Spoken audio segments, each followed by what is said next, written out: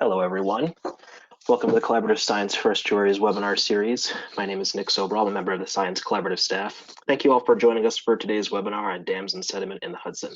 Webinar today is part of a monthly webinar series that features projects funded by the Science Collaborative as well as partners as they engage with the reserve system.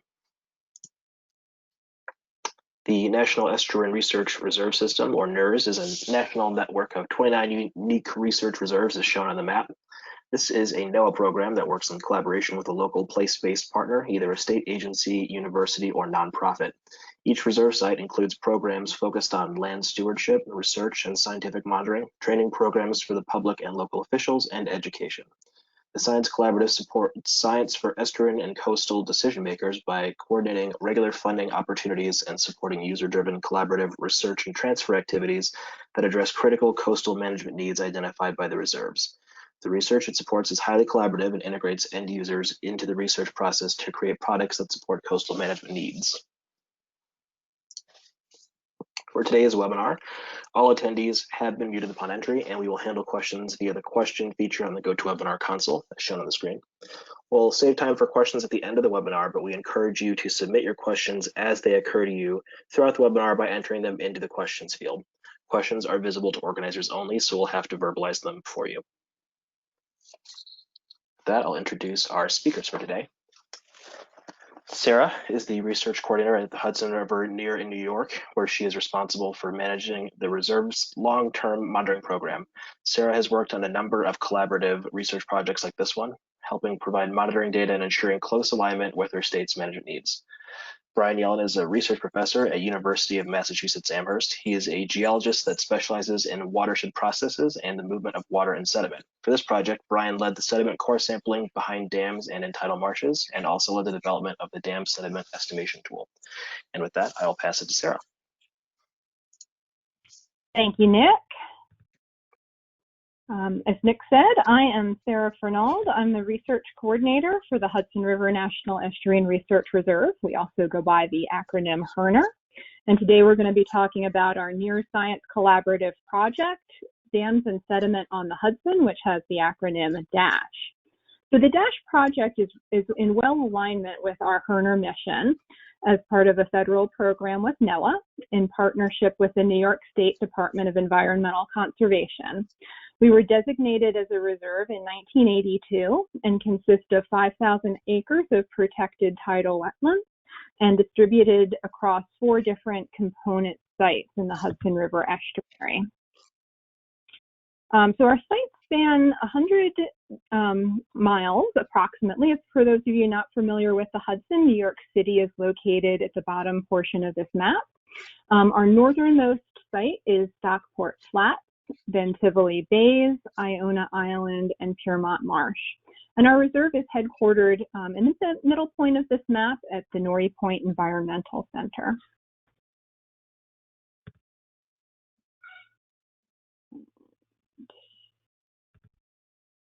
There we go. Like Nick said, we're one of 29 research reserves with the shared mission to promote,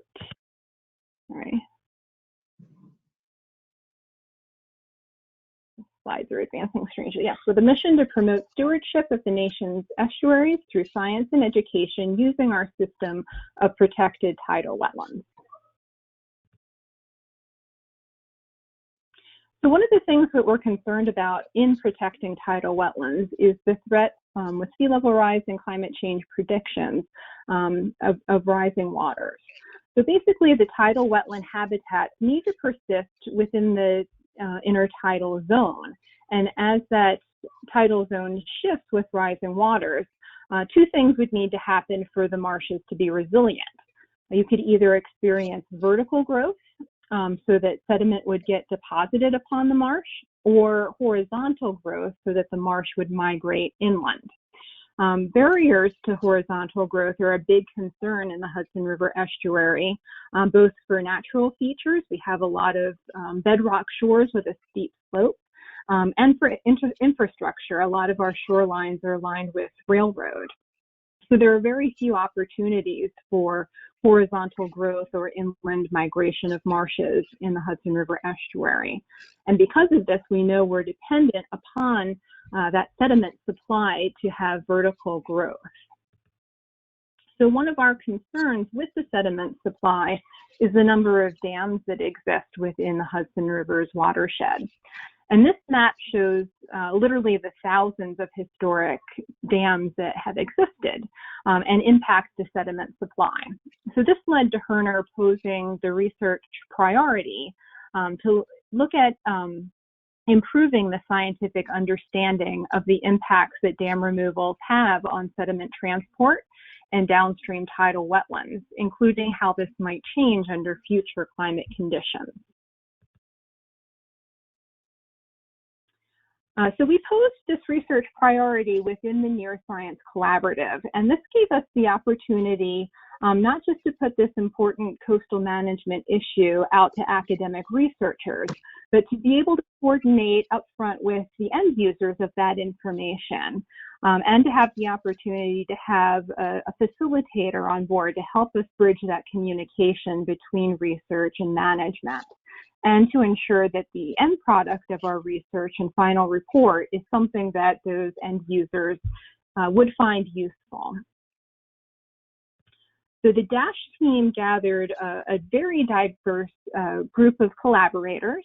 We had marsh managers, dam removal specialists, restoration practitioners, and you can see from this list several agencies whose roles overlapped within that Venn diagram. We had many representatives within the New York State Department of Environmental Conservation. Like I mentioned, the Hudson River NERR is within that agency. As also our sister program, the Hudson River Estuary Program, the Division of Water, as well as New York State's Dam Safety Office obviously has a role and concern in dam removals in the state. We also collaborated with other government agencies such as the NOAA Office of Response and Restoration, U.S. Geologic Survey, and New York City Department of Environmental Protection oversees a lot of drinking water reservoirs in the upper Hudson River watershed and have a lot of concerns with sediment as well. We were able to engage some engineering consultants at the Chazen Companies and Fuss and O'Neill, both of whom had experience in dam removal, as well as some wetland managers from nonprofits such as Scenic Hudson and the Hudson River Foundation. And we were able to bring all those end users together. You can see back when we had in-person meetings at our headquarters, and really work closely with those researchers conducting this work. The two primary researchers on our grant were from the University of Massachusetts Amherst and Woods Hole Oceanographic Institution, as well as some partners from the Carey Institute of Ecosystems, who is a regular research collaborator. So we had a great diverse group of people coming together. And from here, we want to go to a poll and see where those of you out in our audience today, where your interests lie in this project. I'm going to turn it back over to Nick.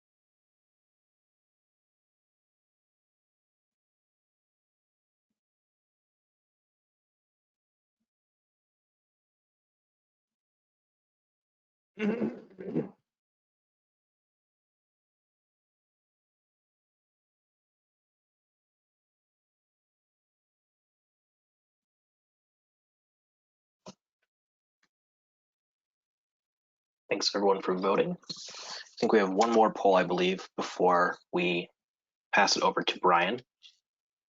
We'll go ahead and launch that one now as well.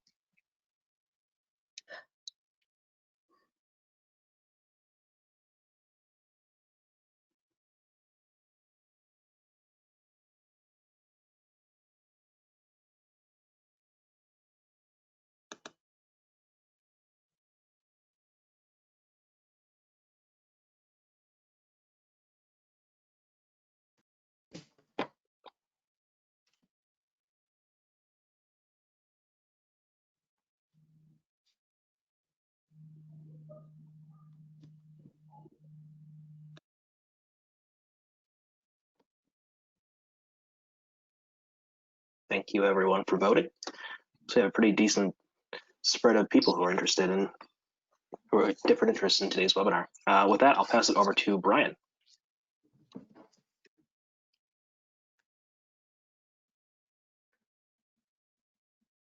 All right, thanks very much, Nick and Sarah, for teeing this up. Thanks all of you who have logged in from your various locations to learn a little bit about what we were up to. The poll was really useful for me to see where people are coming from, in that it's a relatively diverse audience with diverse interests, all interests fairly well represented, and I'm happy about that because with this talk, I don't have time to talk about all the things we worked on, but I have gone for breadth as opposed to depth. So I'm going to touch on a variety of things that we were interested in, and I won't go into a great deal of depth. The good news is that one of the three components of what we are working on is published, and the other two should be published relatively soon, and preprints of all three components are already available. You can find links to those on the DASH website, and if you just Google dams and sediment in the Hudson, you should be able to find that. So thanks again, Nick and Sarah.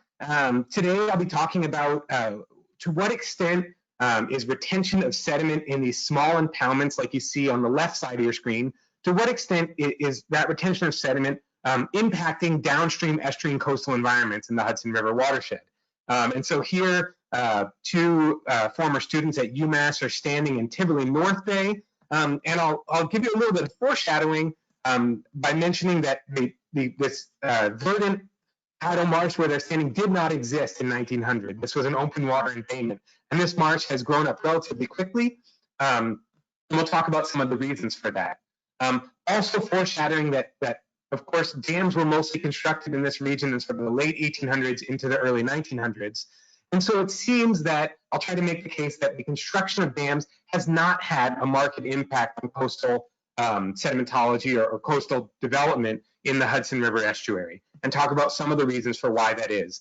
Before I jump into those details, I want to acknowledge some of the funding agencies listed at the bottom of the screen, including the National Estuarine Research Reserve System, the Science Collaborative, the Northeast Climate Adaptation Science Center, which is housed at UMass, NOAA, the Hudson River Foundation, and I am a member of UMass Geosciences.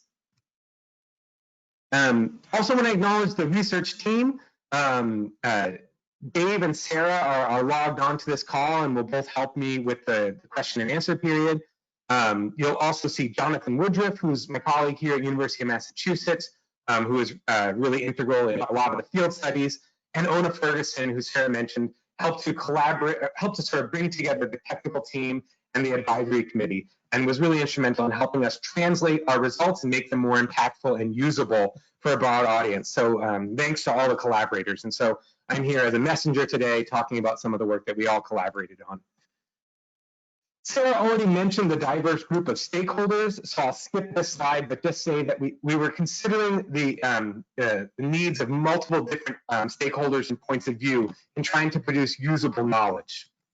And again, the driving force behind this usable knowledge is to what extent are these plethora of dams across the lower Hudson River watershed denying the estuary of sediments, and in turn, to what extent they are sedimentary environments in the estuary, specifically tidal marshes, to what extent are their sediment needs being met with respect to being able to keep pace with sea level rise. And so in summary, there's about 1,700 dams in the lower Hudson River watershed, and this would be similar regardless of which coastal watershed you looked at, especially across the Northeast US, you know, from sort of the Piedmont north to the Canadian border, just hundreds and hundreds and thousands of dams across all different eras, from the earliest grist mill, sawmill era, up through the industrial era when these were powering sort of larger mills. About half of the Hudson River watershed drains directly to the tidal river. And for the sake of terminology, when I use the word estuary, I mean just tidal river. In reality, only about half of the tidal river ever sees any salt. But for simplicity's sake, I'll call the entire tidal reach of the river the estuary, is commonly done in literature. In order to study this, we sort of focused in on three paired marsh catchment systems. So each of the pentagons represents a tidal marsh that Sarah mentioned earlier, Stockport Marsh, Tivoli Marsh, and Iona Island Marsh, and then outlined sort of in the watershed upgraded of those marshes is their respective tributary catchments. Inside of each of those catchments, you'll notice several dots, and those dots represent the impoundments where we tried to quantify how much sediment was stored within those impoundments. And then ultimately tried to scale from those sparse observations up to the entire lower Hudson River watershed, how much sediment is trapped behind all the dams in the lower Hudson River watershed. So we'll start just by zooming in on the Stockport Creek watershed. Again, the question is how much sediment is in the dams, stored in the dams collectively, and how much sediment does the tidal marsh at the mouth of that catchment, how much sediment does that tidal marsh need? So before we can answer that question, we have to know what is sort of the background loading of sediment to the broader lower Hudson River watershed. So on the left here, you'll notice the lower Hudson River watershed with 11 big dots. Those 11 red dots represent USGS gauges where we have suspended sediment observations.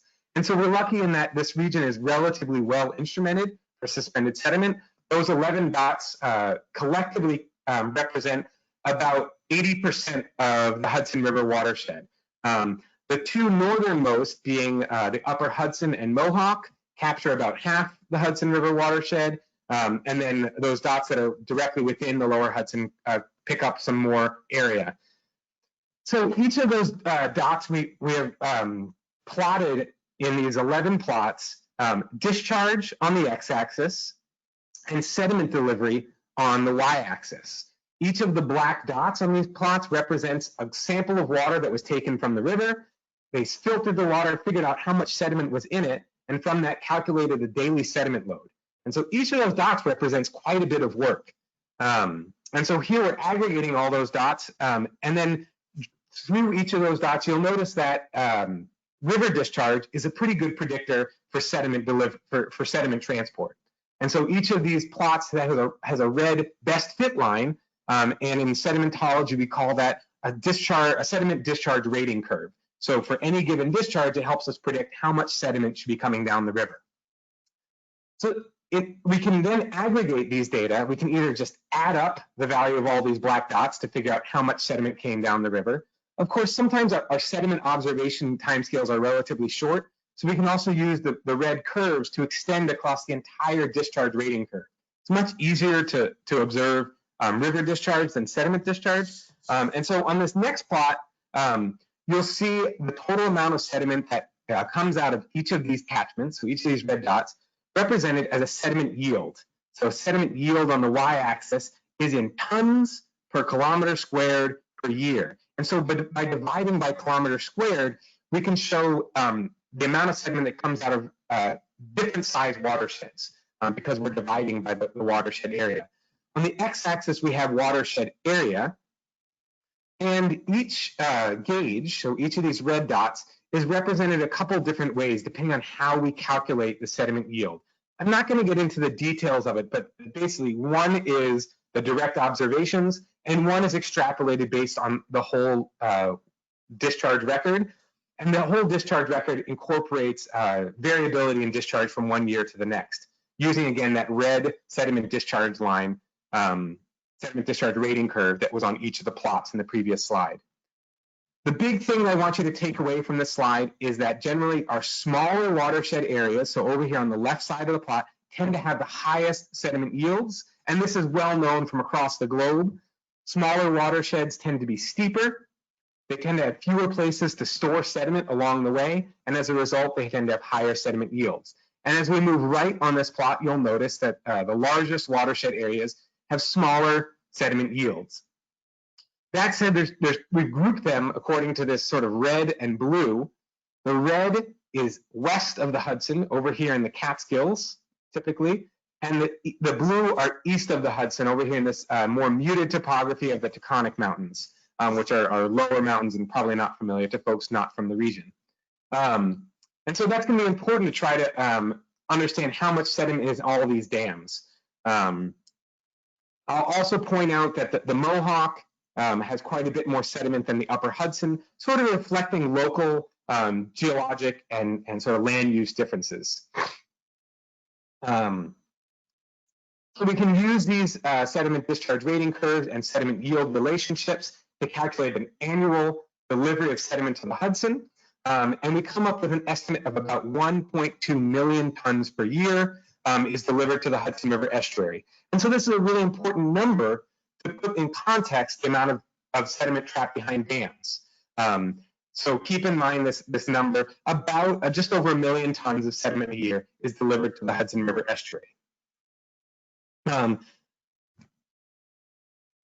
So next we went to the dams, and with the dams we had a couple goals. One, we wanted to know how much sediment was stored in aggregate, but we were also interested, could we use the dams themselves to get more estimates of sediment yield? The idea being that if dams trap a lot of sediment, they can be sort of these passive recorders of how much sediment is coming off the landscape.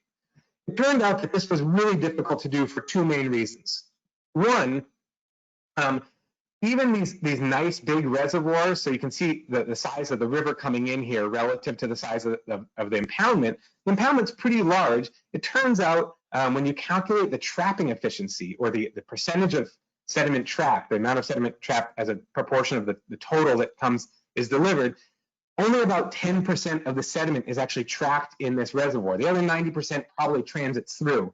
That number has quite a bit of assumptions in it, and so that's one challenge, that we really don't know to what extent we can pinpoint the trapping efficiency.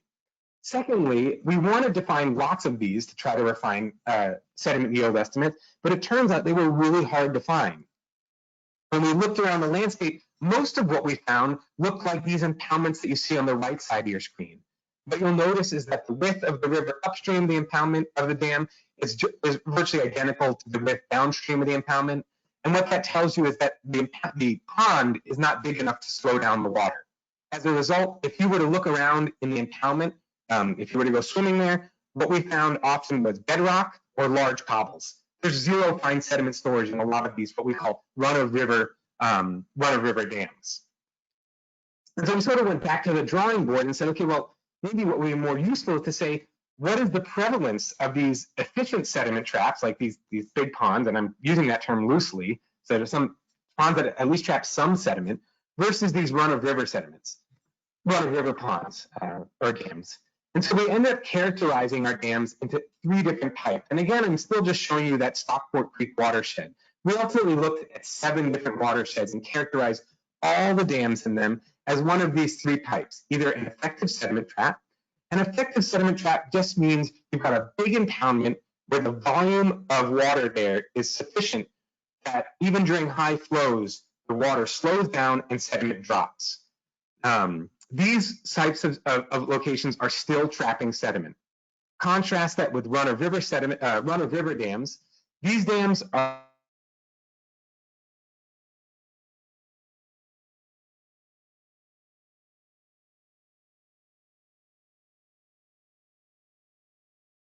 Sounds like we might have lost Brian. Basically, oh, there he is. Okay. Pardon? Your audio cut out there for a minute. At some point, sediment was. Thanks, Nick. Can you hear me all right now? Yep, sound clear now. Okay, great. Thank you. So in contrast to the effective sediment traps, these run-of-river dams, they probably filled up in a matter of weeks or months, maybe a couple of years. Today, they're not trapping any sediment. You can look in the bottom end and see coarse sediment by and large. Any sediment that is deposited tends to be scoured out during subsequent high flows. So they've really reached a sort of equilibrium. And then the third type of dam were these non-sources. Here I've depicted a natural lake with a small dam. We see a lot of these. The reasons that people build small dams on a naturally existing lake are varied. Sometimes it's to control vegetation. They draw the water level down in the winter to try to kill weeds. There are other reasons as well, but suffice it to say, if you remove a small dam, there will be no downstream sediment input to the estuary on a natural lake. That sediment is trapped in the bottom of a natural lake. The other non-source of sediment that we saw a lot of were spring-fed ponds. Often these represent what might be sort of a wet slough or sort of low area on a farm where they build a wall across that low wet area, and it fills up with water to water their livestock, or for recreation to swim in. So by and large, the effective sediment traps, only 4 out of the 97 dams in this watershed were effective sediment traps. And this was roughly represented what we found in the other study watersheds that we looked at. So we use this tool, we use these observations to ultimately create a tool, a public-facing tool that is sort of directed at consultants as well as dam owners to try to get a first pass before you even do any field work, to try to estimate how much sediment might be present in a given dam, to give you some sense of what the effects might be when it's removed. And really, what I hope this tool can be used as is something that can help sort of put in perspective the limited impacts of downstream sediment release to downstream environments. Now, it's specifically tailored to the impacts to the estuary. There's also a reach of river, of course, between the dam and the Hudson River estuary itself. And so we don't really address that. But I'd like to point out that in many cases, the total inventory of sediment behind dams is small relative to the annual sediment yield. And so you can access this river, this dam sediment estimation tool, again, at the Hurr website. Where is it going with this? So we ultimately classified dams across our multiple study watersheds that we were looking at in detail, and use those classifications and the dam sediment estimation tool to try to figure out how much sediment was a representative value based on physiographic provinces. And so here you can see a map of the physiographic provinces of the lower Hudson River watershed. And the plot represents the amount of sediment stored per unit area of physiographic province. And then we scale up to the entire lower Hudson River watershed and calculate a total amount of sediment stored in the lower Hudson River watershed behind dams. And the number we get for that is about 4.9, call it 5 million tons of sediment in roughly 100 years. That's about the average amount of time that most of these dams have been in place. For context, that's roughly 4 years equivalent of sediment load. And so what that means is the vast majority of sediment is bypassing dams. There are still a few dams that are effective sediment traps, but when I say effective sediment traps, some of these really only trapping 10, 20% of sediment that is moving through them, and 80 to 90% is moving right through. Only, I believe, 2 of the 17 dams we looked at had sediment trapping efficiencies in excess of 50%. So it's really hard to find a really effective trap of fine-grained sediment. The vast majority of fine-grained sediment is making it to the Hudson River estuary. And so one thing I'm interested in is how representative is this as you move away from the Northeast US. I would guess that this is relatively consistent across the Northeast US, at least the post-glacial terrain of the Northeast, where we tend to have steep rivers and low sediment yields. It might be quite different as you move down into the Piedmont and into the southeastern United States. So to put this in context for folks who are logging in from outside the Northeast US region, I think it's useful to look at this in comparison to the Elwha River. If you're not familiar with the Elwha River dam removal, this is in the Olympic Peninsula of Washington State. It's a roughly 800 square kilometer watershed, and 2 large dams were removed there in the last 10 years or so. In response to these 2 dam removals, roughly 10 million tons of sediment was released.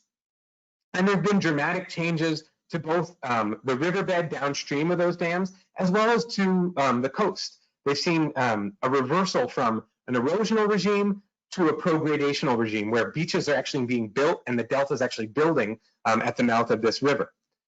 If you contrast that with this region, our study represents a much bigger, roughly 15 times larger watershed at 13,000 square kilometers, and the total amount of retained sediment in dams is only less than half of the amount of sediment that came out of the Elwha. And of course, if all the dams were to come out of the Hudson River watershed, which is not realistic, but just suppose they were, we wouldn't even see all that sediment get released to the coast. And so it's a very different potential response to dam removal in the east versus the west. And I think there's 2 main reasons for this. One, The Olympic Peninsula is a place where there's active tectonics. The mountains are getting higher, and as a result, the sediment yields are really, really high, much higher than we see here in the Northeast, where we have a relatively quiet tectonic setting.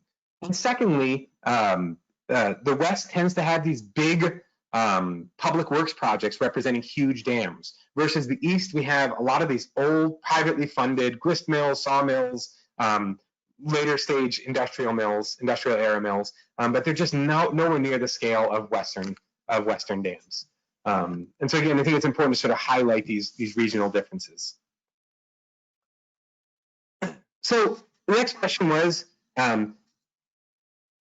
granted it's different from the West, what changes could we expect to see to the estuary as dams start to be removed at an accelerating pace across the Northeast, for a variety of reasons that I'm sure folks are familiar with.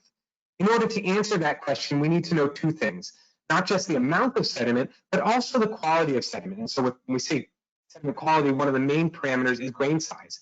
How does the sediment trapped behind these dams compare to the sediment in the estuary? And one thing I'll mention off the bat is we didn't look at pollutant concentrations, although my guess would be that impoundment sediments would be relatively similar to the Hudson, if not cleaner than Hudson River sediments.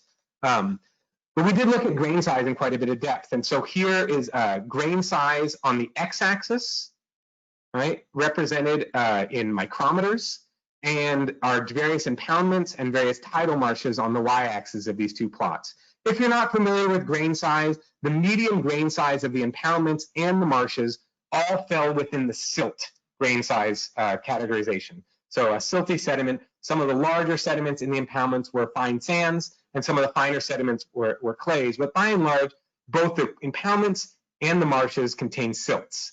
And so this is interesting because it tells us that the sediment that is behind the dams, although it's not that much, could potentially be of use to the downstream marshes because it's relatively the same sediment size. So we were curious if there were a big dam removal and that sediment were released to the river, to the Hudson River estuary, where would that sediment end up, and how could we model that? So the first thing would be to try to predict how would the amount of sediment coming out of a local tributary change. We looked through the literature at sort of what the responses to dam removals across the Northeast has been, and it's a roughly 3 times increase in sediment discharge. And so here I'm showing that discharge along the x-axis, sediment across the y-axis, and here's the pre-dam removal sediment discharge rating curve. You remove the dam, and that curve basically shifts up, representing an increase in the amount of sediment coming out of the river for any given discharge. And so here's what that looks like when we use it to drive a three-dimensional model of the Hudson River estuary, which represents both water and sediment transport. There's a lot going on in this plot. I'll try to walk through it quickly. Tides are really important, of course, in the estuary. So here's tides on the first plot, and these are actual observations. The next plot is river discharge. This is the tributary. So in this case, Kinderhook Creek, if you're from the local area, about a 300 or 400 square mile tributary to the Hudson, and this is the discharge of the Hudson River itself. You can see a relatively large hydrograph event at the beginning of the model run, and this is the response of in the estuary to that dam removal. The black line represents background suspended sediment, and the red line represents the amount of sediment that would be coming out of this simulated dam removal. And again, that simulation was carried out by tripling the sediment discharge rating curve relationship. The big takeaway is you see a relatively significant sediment input for that first hydrograph at a close proximity to the dam. And so these 3 bottom plots represent increasing distance from the dam removal. 13 kilometers downstream, 36 kilometers downstream, and the last one 91 kilometers seaward of the dam release. And what you'll notice is by the time you get far downstream, that sediment release is relatively minimal. And in part, that's because we just have really high suspended sediment concentrations, especially in the saline estuary downstream. As you move further and further downstream, tides become more important and estuarine dynamics become more important. Big takeaway is that sort of the impact of this dam removal is relatively local and relatively short-lived. So takeaway from our dam findings, and I'll be transitioning to sort of the tidal marshes in a second. The big takeaway is annual sediment delivery to the estuary is roughly 1.2 million tons. Sediment trapped in impoundments is about 4 times that, but it took 100 years or so for that to occur. And most dams don't trap sediment today. And the effects of dam removal on the estuary would be relatively local and relatively short-lived. So moving on to what we learned about tidal marshes and their need for sediment in the lower Hudson. So we looked at a series of 6 different tidal marshes and coves. So Stockport Marsh, the Esopus River Delta, and they represent a bunch of different sort of morphologies. One thing I want to point out is that the black in each of these sort of stylized maps represents anthropogenic modifications to the shoreline.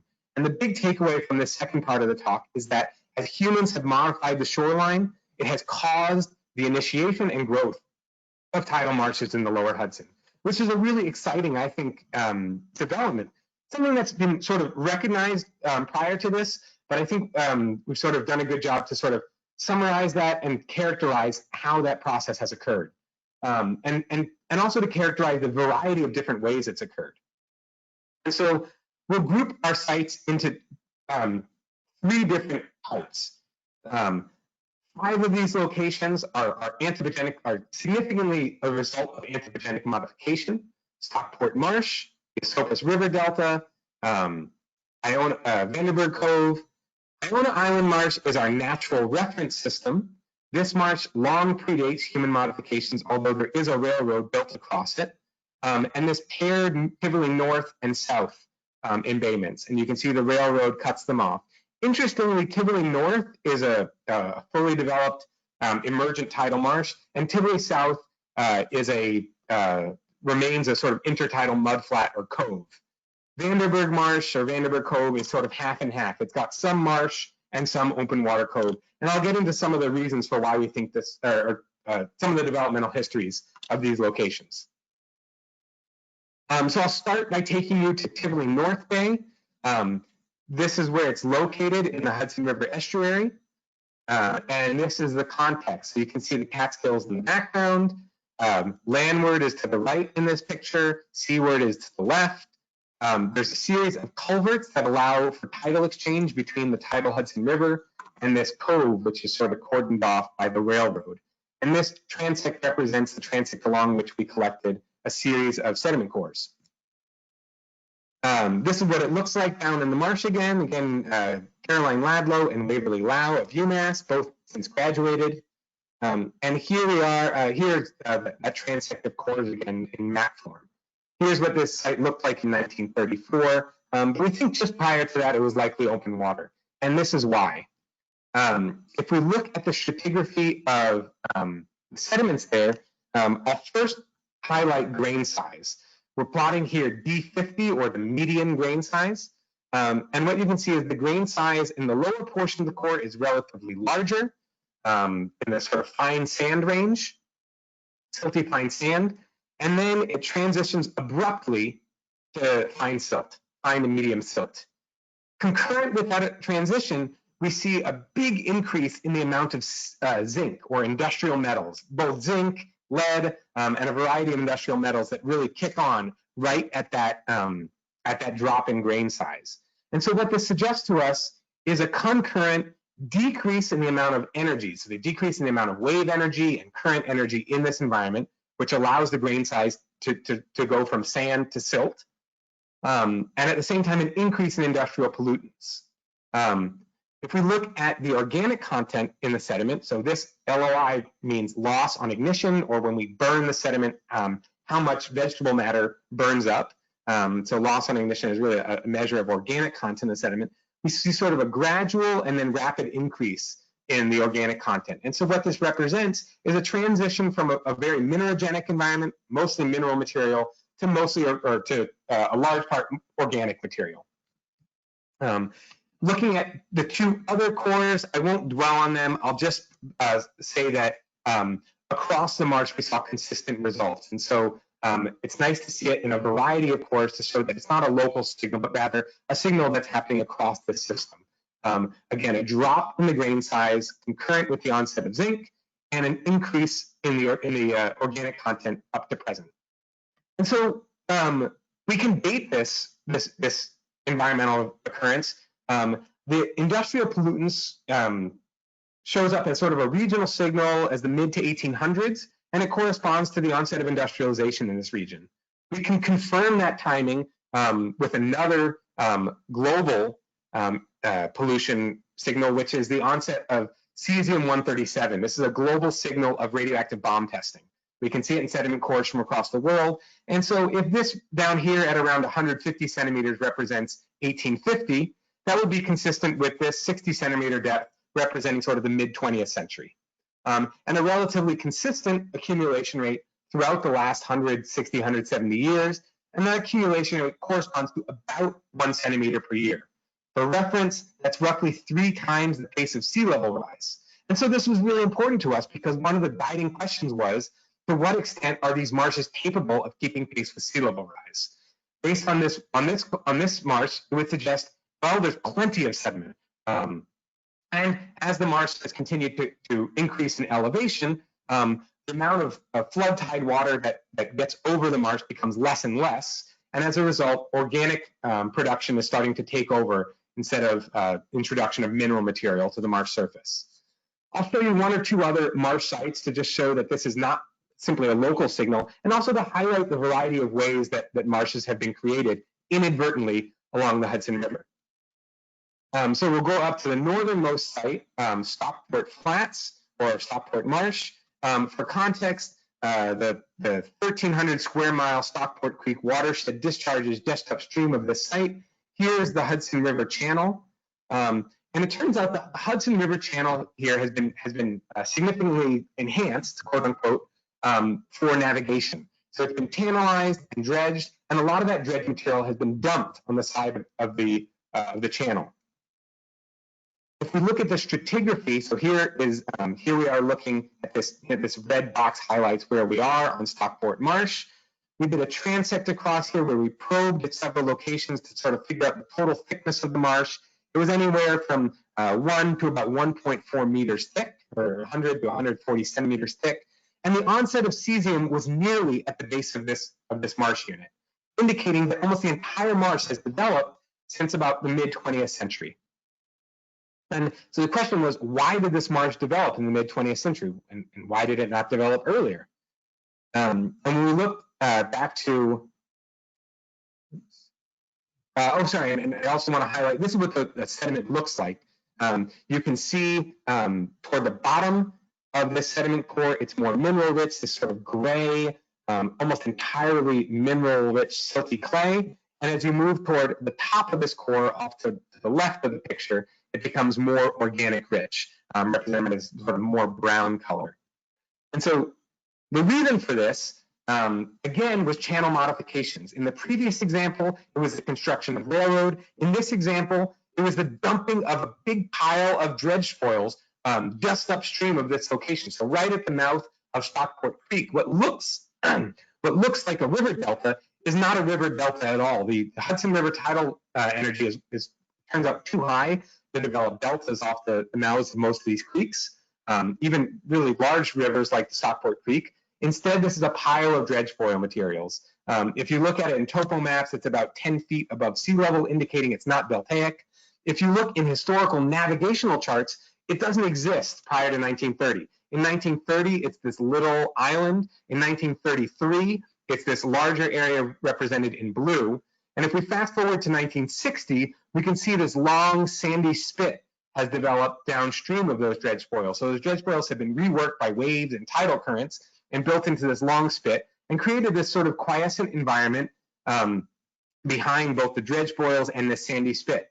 Fast forward another 18 years, and there's a fully developed emergent tidal marsh in the lee of this sand spit and dredge spoils. So again, an inadvertent and really fast development of tidal marsh along the Hudson River estuary. Pardon me. And so I want to sort of just highlight that it's consistent across the marsh.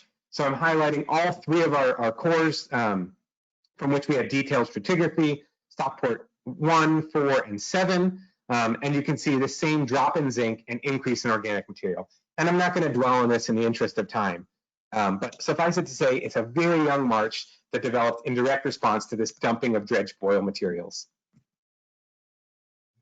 Last, I'm going to take you downstream to our reference site, Island Marsh, which is a long-lived marsh. We knew this from pre-existing studies on this marsh that it goes back almost 7,000 years. There's roughly 50, can't remember if it's 50 meters or 50 feet of sediment accumulation there. I should remember. There's a thick sediment package there. I think it's 50 feet of sediment that has accumulated there, about 13 meters, 15 meters of sediment that has accumulated. Anyhow, let's look at the sediment there. It's a beautiful site in the Hudson Highlands region of the lower estuary. The railroad you can see was built across this region. In this region, it's not 1850, but rather about 1870. And let's see what the stratigraphy looks like. Here's the upper 2 meters or so of sediment from just one of these cores. They all look the same. Here I'm showing you actually what this increase in zinc looks like. Rather than the increase in zinc occurring 1.5 meters down, here it's only 40 centimeters down, representing a much lower sediment accumulation rate here. If we look at sort of this, if we assume this increase in zinc is concurrent with the construction of the railroad, how did the stratigraphy or how did the lithology of the sediments change at that time? This is grain size through that transition, virtually unchanged. So it appears that this marsh has sort of been just chugging along, keeping pace with sea level rise, irrespective of the construction of this railroad and railroad culvert or railroad berm across the entrance to this marsh. The reason that this marsh is here is because there's a natural bedrock promontory, Iona Island, that shelters it and has allowed it to accumulate. The organic content of this marsh is very high, in excess of 60% for much of it. It decreases slightly at the surface, and I'm not sure entirely why that is, and it's potentially a avenue for future research. My guess it's a local artifact. There have been some roads built across this marsh, and I'm guessing that construction of roads increased a little bit more mineral material, which would explain a slightly lower organic content. To see what this marsh looks like, you can look down it and see it's nearly, really high in organic content. This is really rich peat material. And so let's just sort of summarize what has happened along the Hudson. When we aggregate up and down the Hudson, I sort of look through historical charts, through old maps, and through obvious modifications to the channel, and determined with a really nice detailed GIS data set, pre-existing data set, that over half of the marshes, over half the emergent tidal marsh along the Hudson River is entirely the result of anthropogenic modifications. And so our conceptual model for how this occurs is sort of represented in this diagram here. You can see tidal fluxes represented out here on the left side of the image. Culverts allow for tidal exchange into these embayments. The same would be true for a jettied delta or a dredged foil island, which has created a quiescent area. Within this quiescent area, first we have the rapid accumulation of mineral material, and over time, as the elevation builds and tidal volumes and tidal prisms decrease, we see more and more of the elevation being accounted for with organic matter production. In aggregate, all of these anthropogenic marshes trap about 7% of the annual sediment load of the Hudson River. So a significant and measurable maybe amount, but certainly not dramatically changing the sediment regime of the Hudson River watershed. There's plenty of sediment in this system, despite damming and despite the fact that we've created these artificial sinks for sediment. If you're curious what these anthropogenic marshes look like in terms of composition, here we're looking at area along the aggregate area of tidal wetland along the y-axis, broken out by anthropogenic versus total wetland extent. Water chestnut is a really bad invasive submerged aquatic vegetation in this area. Cattail or typha angustifolia is what are sort of predominant native arguably non-natives, the jury's still out on that, but sort of our non-Phragmites tidal marsh is predominantly cattail. And what you can see is that by and large in our anthropogenic marshes, roughly 2/3 of the emergent cattail marsh is represented by these anthropogenic cattail marshes. So they're actually doing a really good job of achieving the type of habitat that we're interested in preserving.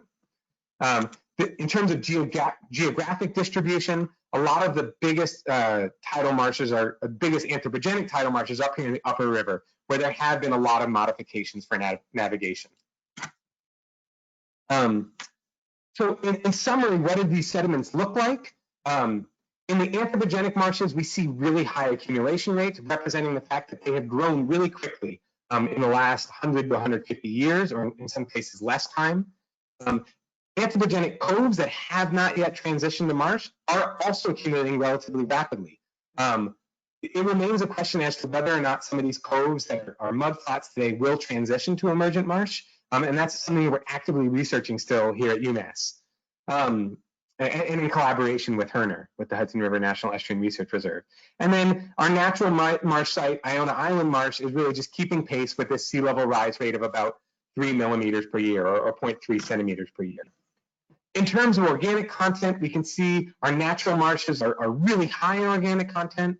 Anthropogenic marshes tend to be quite a bit lower, and anthropogenic coves really need that mineral sediment to build elevation if they're going to transition into the emergent tidal marsh. And then last, mineral accumulation rate. I think I'll skip that in the interest of time. We summarize our results in the context of some other nearby locations.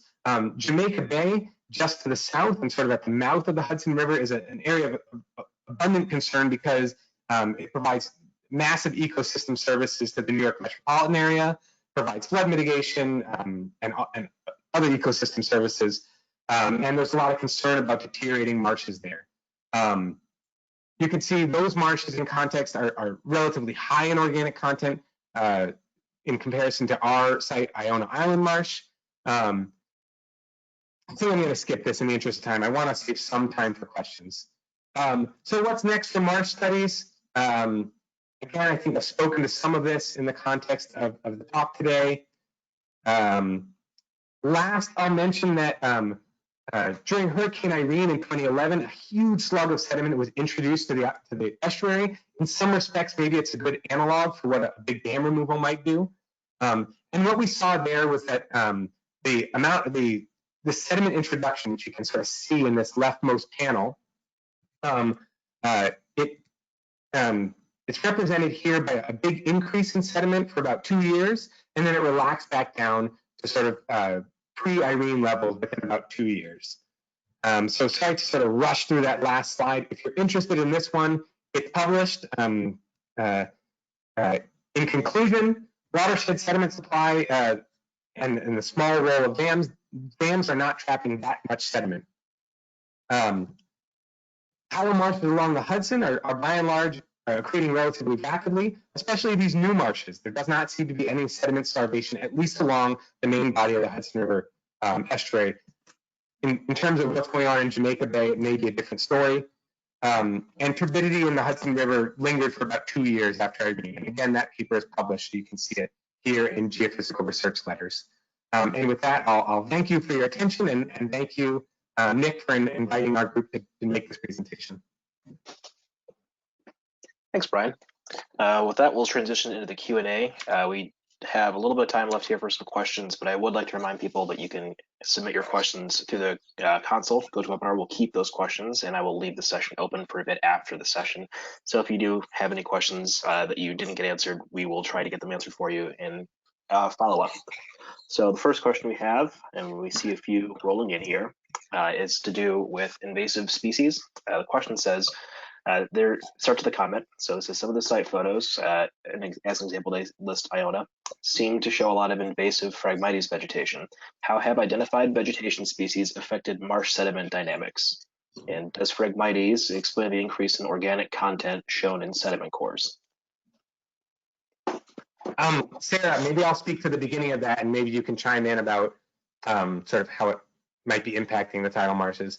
In terms of at Iona Island Marsh, there is a massive Phragmites infestation. They're also treating it for they're doing mitigation methods right now, but we don't see any big changes in the lithology going down core. There is, if anything, a slight decrease in the organic content of the sediment at the surface, and I actually hadn't considered that might be explained by the introduction of Phragmites, but I definitely couldn't say for sure. That's all I have to say, Sarah. What do you think? It's definitely a question that we have for other locations, particularly Piermont Marsh, which is the northernmost component site, which wasn't included in the DASH study. But that marsh is predominantly Phragmites, and that marsh tends to be irregularly flooded. It's at a higher elevation, and we are concerned that that might cause that marsh to have a decreased sediment input. And we're interested in looking into in further studies. David, anything to add? Yeah, that sounds great. Okay. Let's see, next question. It looks promising that marshes can be formed. 50% of current marshes seem high. Do you have context for marsh area gained and lost over time?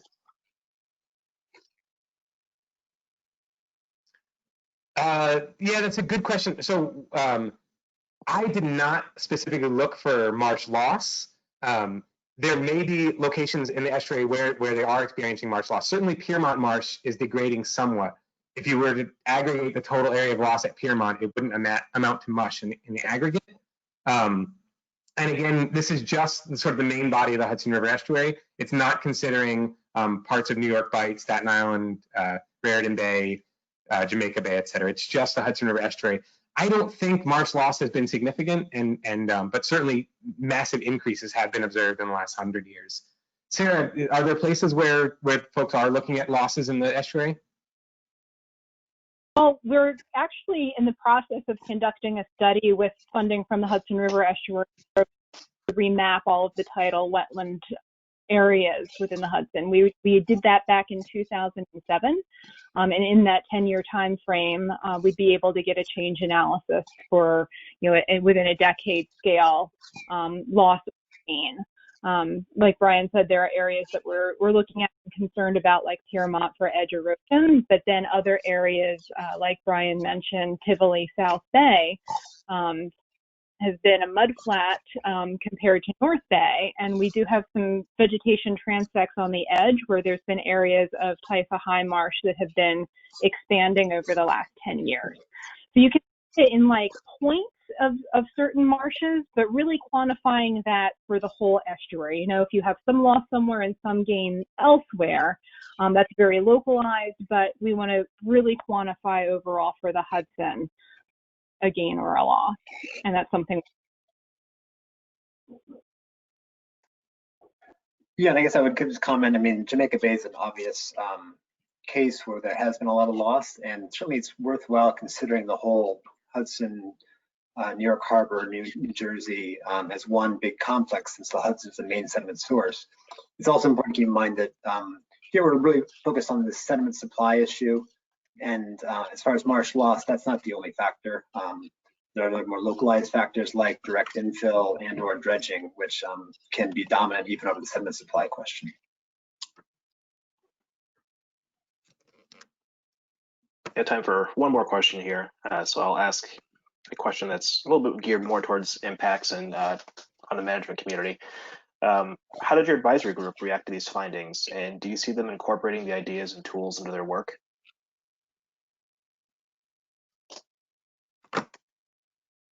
I guess I'll take the first stab on that. I'm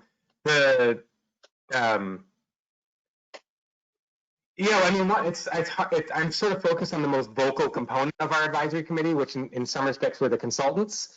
I think there were a couple of consultants who attended who were really excited to basically, with respect to dam removal, to say, okay, blow and go.